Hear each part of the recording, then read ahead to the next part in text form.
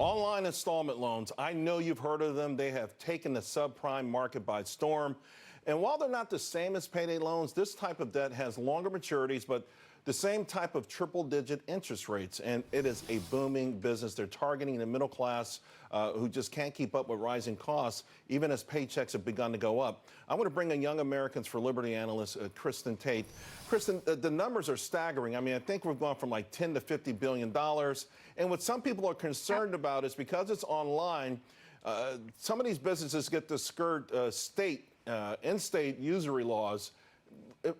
Should we be raising a red flag on this? Well, certainly. I mean, Americans love to spend, which means that they love to borrow. And these online loans were initially created for kind of like low income, low credit Americans. But as you pointed out, now middle and high income earners are taking advantage of them as well.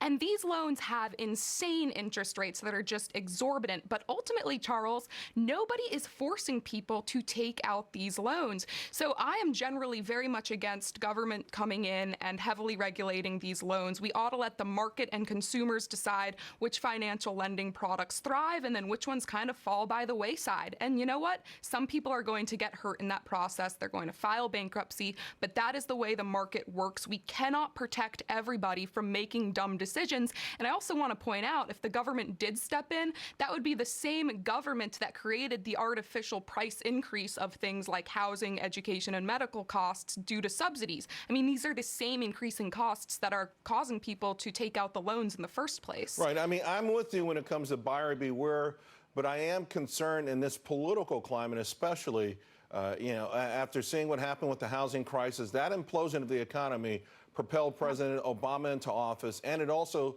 created a massive sea change. That's when we got an avalanche of regulations, higher taxes, and it's taken the economy a long time to really get back up to speed, particularly wages. So there seems to be some concern, at least there should be some concern, that if this thing blows up, it's not just going to blow up on the folks who unfortunately have been taking these loans, but it could blow up on everyone.